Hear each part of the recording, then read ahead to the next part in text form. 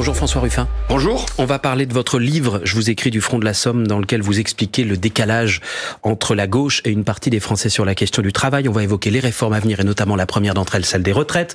On va parler des affaires aussi qui agitent votre camp. D'abord, si vous le voulez bien, la situation en Ukraine. Après avoir organisé des référendums locaux, la Russie s'apprête à annexer 4 régions qu'elle occupe. La France ne reconnaîtra pas le résultat de ce vote, a fait savoir hier soir le Quai d'Orsay. Vous êtes sur la même ligne? Sans aucun doute.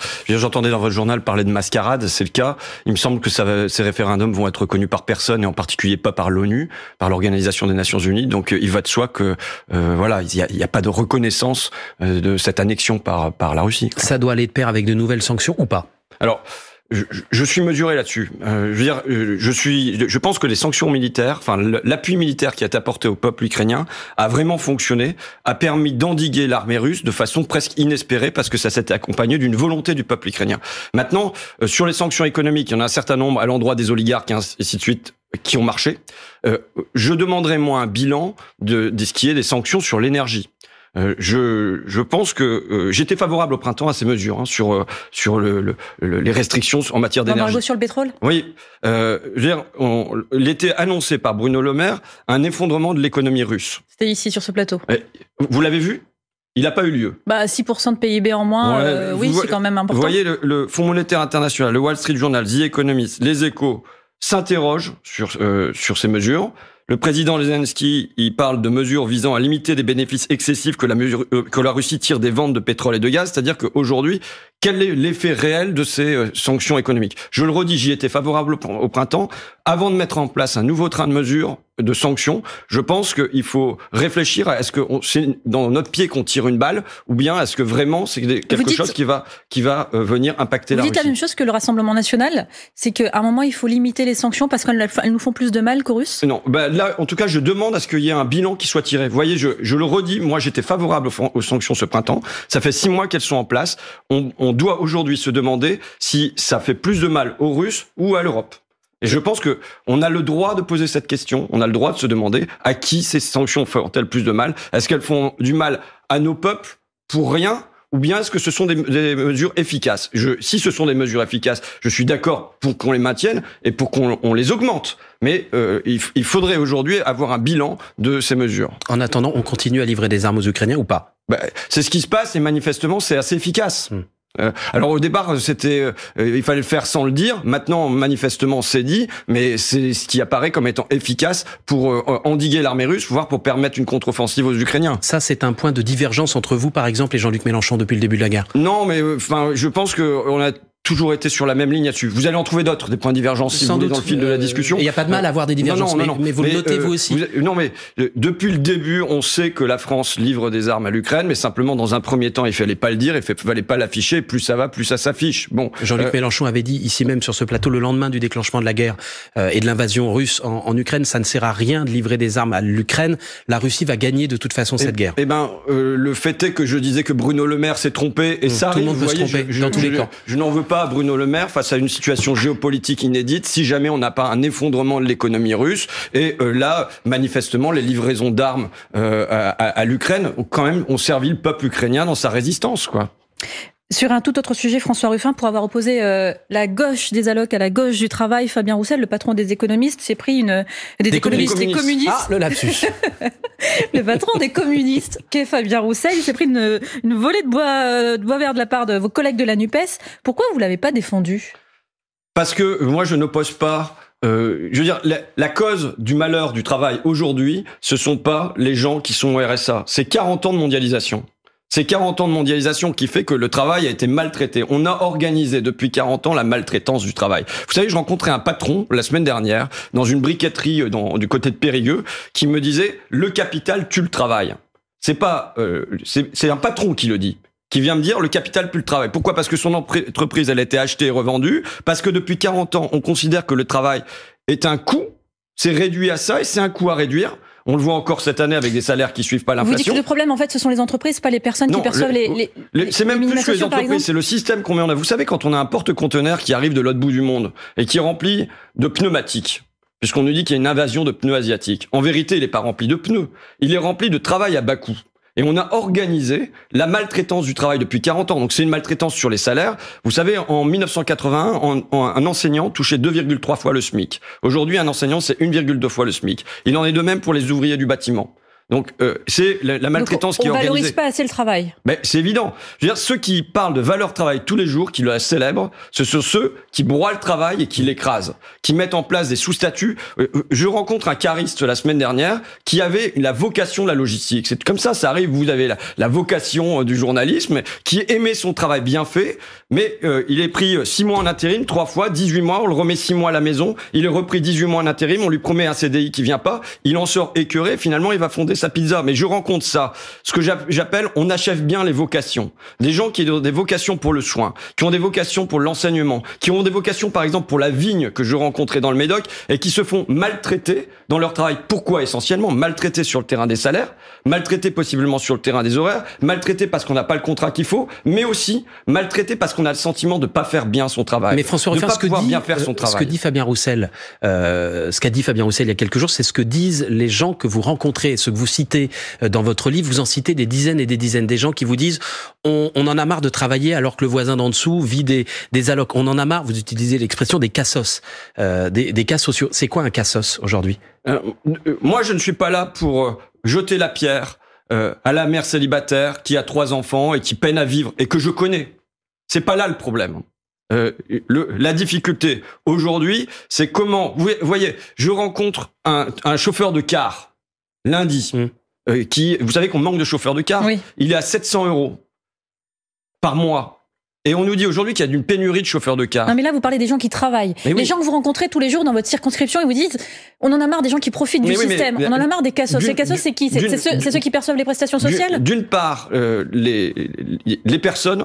Moi je suis même pour relever le filet de sécurité sociale et pour l'élargir. Je pense par exemple la jeunesse aujourd'hui est pas du tout couverte par un filet de protection sociale et qu'il faut l'élargir dans la mesure où elle est en formation, où elle s'apprête à avoir un emploi. C'est-à-dire quoi? Il faut un revenu pour les jeunes? Évidemment, il faut un revenu pour les jeunes. Vous savez, de la même manière, on va y venir que pour les retraites, on a construit un filet de protection qui fait que c'est pas la solidarité familiale qui fait tout et que on a chassé la pauvreté chez les personnes âgées grâce au minimum vieillesse et grâce aux retraites en 30 ans dans l'après-guerre. Aujourd'hui, il nous faut opérer la même chose dans la jeunesse. Donc il y a ce mouvement. Donc moi, je suis pas du tout pour dire qu'il faut éliminer ce filet de protection, mais je viens dire une chose simple. Fabien Roussel n'a pas dit ça non plus. Je viens dire une chose simple. Je viens dire, les Français doivent vivre de leur travail. Les Français doivent vivre de leur travail. Et aujourd'hui, le problème qu'on a, c'est que dans des tas de métiers, vous savez, c'est tous les travailleurs de la seconde ligne. Un rapport qui est paru remarquable, le rapport RL, qui explique qu'il y a 5 millions de travailleurs qu'on considère comme essentiels, comme indispensables, les auxiliaires de vie, les manutentionnaires, les caristes et ainsi de suite, qui, aujourd'hui, n'arrivent pas à vivre de leur travail, qui ont des horaires découpés, qui ont des salaires qui frôlent le seuil de pauvreté quand ils sont pas en dessous. Donc la question centrale aujourd'hui, c'est comment on donne de la valeur au travail, à la fois sur le plan matériel, parce que il faut qu'au moins ça suive l'inflation, et aussi sur le plan spirituel. Et ça, c'est quelque chose que je pense que la gauche a abandonné. Vous disiez tout à l'heure, juste avant les titres, que la gauche avait abandonné la fierté du travail. À gauche, on a aussi entendu la demande d'un droit à la paresse. C'est Sandrine Rousseau, l'écologiste, qui revendiquait ça. Vous n'êtes pas du tout sur cette ligne. Moi, je suis pour dépasser les contradictions, qui est une fausse contradiction. C'est-à-dire que, qu'est-ce que c'est l'histoire de la gauche? Qu'est-ce que c'est l'histoire du mouvement ouvrier? C'est à la fois une fierté du travail, la dignité dans le travail bien fait. Vous savez, c'est le maçon qui se recule de 3 mètres et qui regarde son mur et qui en est fier. C'est la coiffeuse qui vous passe un miroir derrière la nuque et qui vous montre et qui dit, voilà, regarde, vous avez vu, j'ai bien fait mon travail. Mais ça, c'est quelque chose que je rencontre tous les jours, cette fierté du travail, ou à l'inverse, cette fierté qui devient honte parce qu'on a le sentiment de mal faire son travail, mal faire son travail à l'hôpital, mal faire son travail dans les champs même. Bon, mais ça c'est une chose, mais de l'autre côté, il y a l'histoire de la gauche, c'est aussi libérer des temps hors travail. C'est le travail des enfants qui se fait plus à 12 ans, qui se fait plus à 14 ans. C'est le dimanche chômé, c'est le samedi à l'anglaise, ce sont les congés payés, c'est le droit surtout à la retraite, au repos qui arrive à la fin de la vie ou on espère un peu avant la fin de la vie. Et tout ça, il faut pas croire qu'il y a une contradiction dans le fait d'avoir une fierté du travail, de vouloir bien faire son travail, de le poser comme quelque chose d'important dans l'existence et d'avoir à côté du droit à la paresse, du droit à du temps libre, du droit à du temps de réflexion en dehors du travail. Mais le travail, on doit pas le considéré comme une espèce de malédiction qui serait à éliminer. Parce que, d'abord, vous savez, je viens de bien de boire un verre d'eau, là. Mais dans ce verre d'eau, vous vous rendez compte de la quantité de travail qu'il y a? Parce que quand on fait couler de l'eau du robinet, il y a du travail derrière. Le gobelet qui est fabriqué, il y a du travail. On prend le métro, il y a du travail. Donc tout ça, c'est comment on organise la collectivité pour que le travail soit pas vécu comme quelque chose de subi, mais quelque chose dans lequel on se réalise en réalisant. Est-ce que la fierté de travailler, François Ruffin, ça peut être de travailler un peu plus longtemps dans la vie, d'aller un peu au-delà des 62 ans qui sont aujourd'hui la règle? Un peu au-delà. Non, mais d'abord, il y a est-ce que c'est choisi ou est-ce que c'est contraint? Or là, ça se fait par la contrainte. Je vais, vous savez, je sais pas trop faire, mais je vais essayer d'être solennel. Je pense que ce que s'apprête à faire le président de la République est une folie. Je pense que c'est une folie quand on a eu 2 ans de crise Covid, qu'on a un peuple qui est épuisé, qui est exténué, qu'il a été réélu finalement sans élan, sans enthousiasme, qu'il a une majorité de raccro à l'Assemblée nationale. Une majorité quand même. Il l'a, je l'ai jamais contesté. Oui. Une majorité de raccro.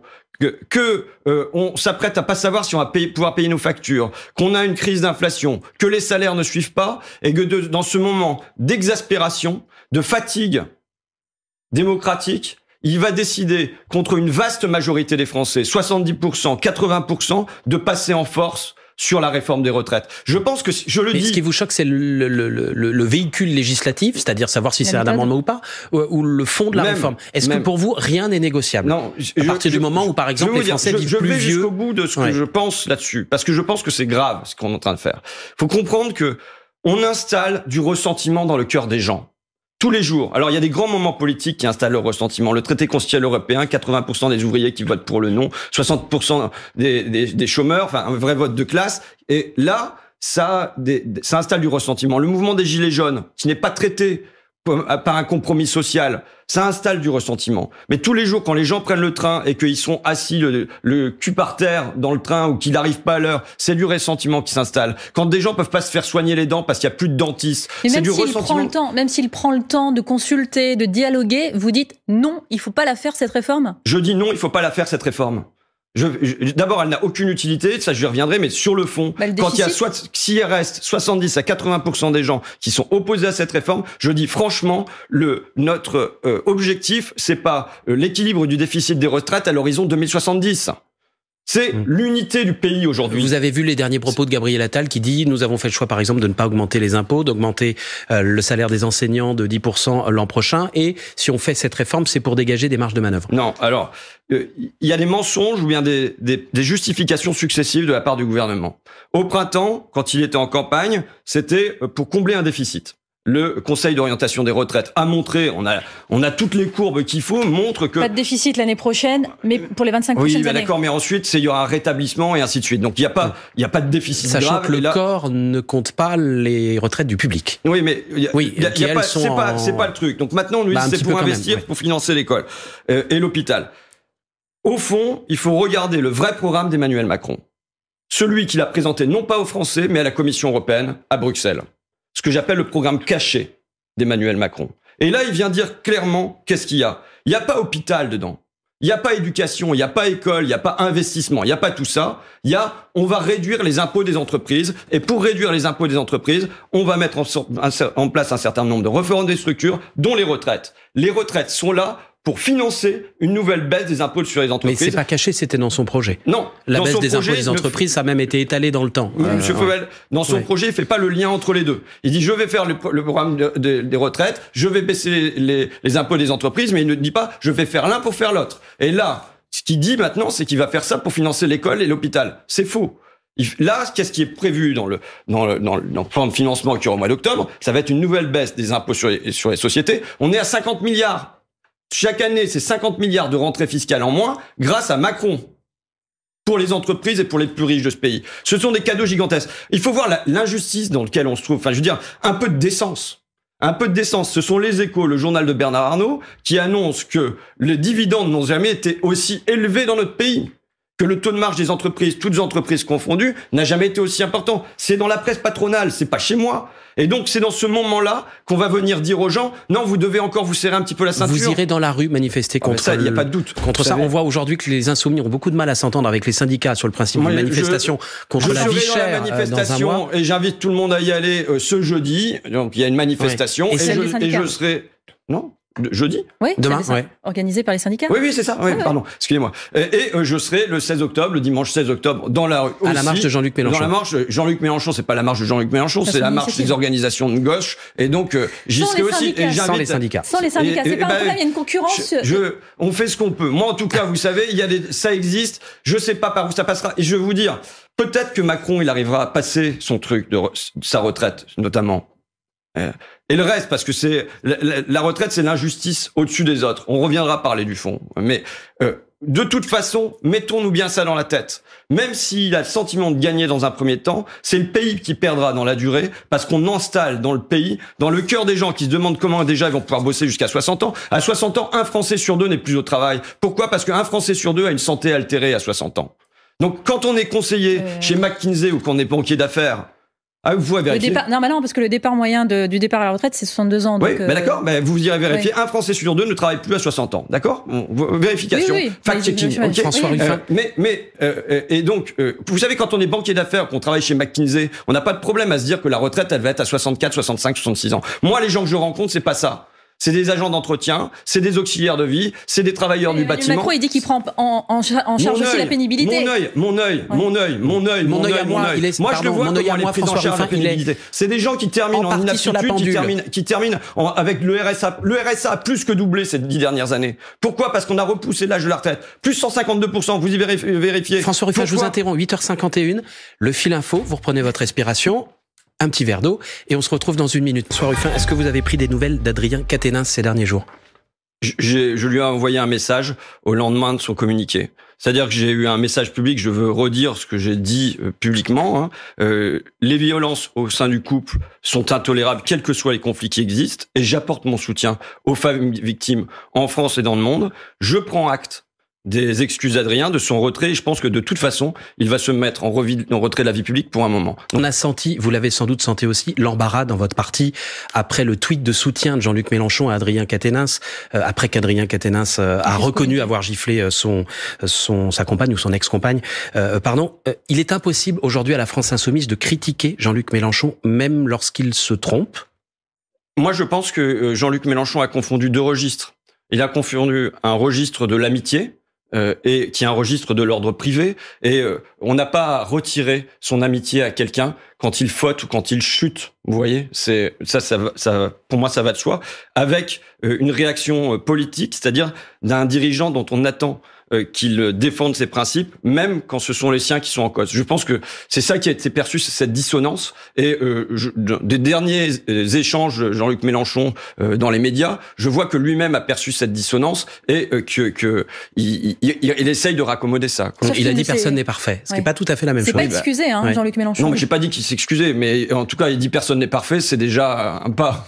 Vous voulez dire qu'il est au maximum de ce qui... Non, mais j'en sais rien, moi. Je fais pas de la psychologie de Jean-Luc Mélenchon. Voilà, mais très clairement, sur ces questions de féminisme, vous le trouvez pas un peu old school ? Je sais pas si c'est le bon mot, mais est-ce qu'il est déconnecté sur ces sujets-là ? Bon, d'abord, franchement, vous inviterez Jean-Luc Mélenchon, puis vous en discuterez avec lui, d'accord ? Non, mais vous êtes sur la même ligne que lui ou pas ? Ce qui se produit dans la société, une révolution se produit, qui part... On peut dire du droit de vote de 1945, du droit à l'avortement. Aujourd'hui, un phénomène majeur qui est le niveau éducatif des femmes est aujourd'hui plus élevé dans la société que celui des hommes. Donc ça produit des bouleversements.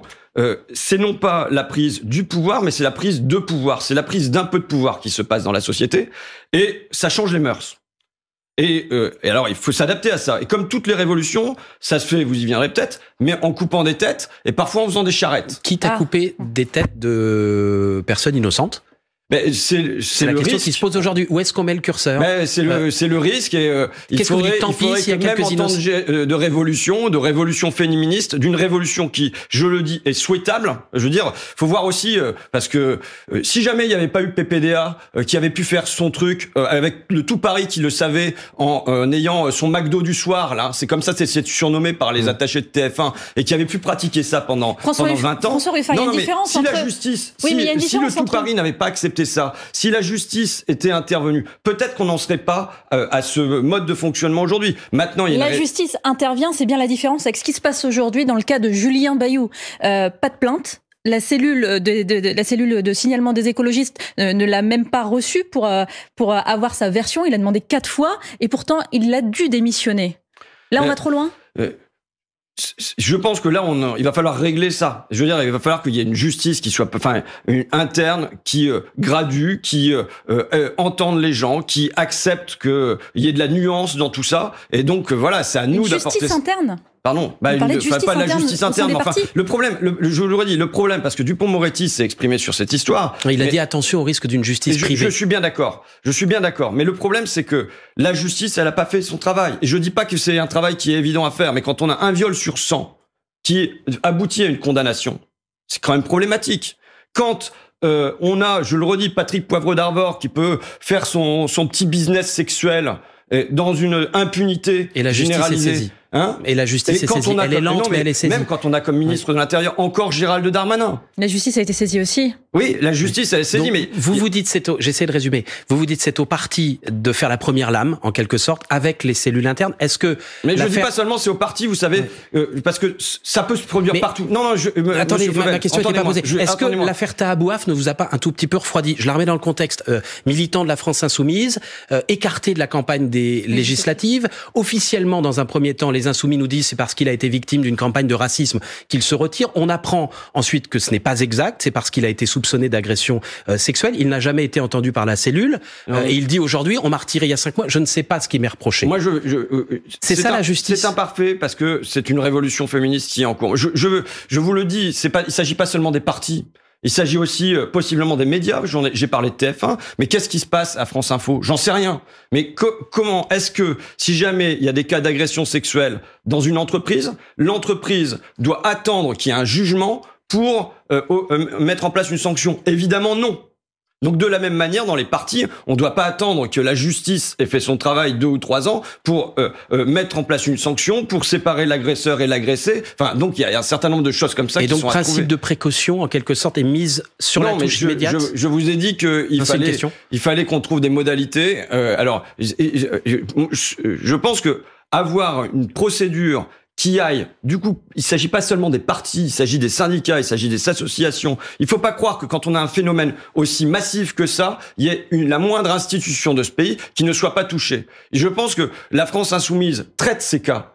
Et donc, elle les traite même un peu sur la place publique. Donc, ça se voit davantage. C'est pas de la poussière qui est sous le tapis. Maintenant, là, il faudrait on ait, en grosso modo, une procédure, une charte nationale uniforme qui permette de se dire, voilà comment on va avancer en interne sur un certain nombre de choses. Parce qu'on peut pas attendre seulement que la justice, elle fasse son travail qui va prendre des années. Bon, on restera sur cette proposition de votre part. Merci beaucoup. Merci à vous. François Ruffin. Bonne journée à vous.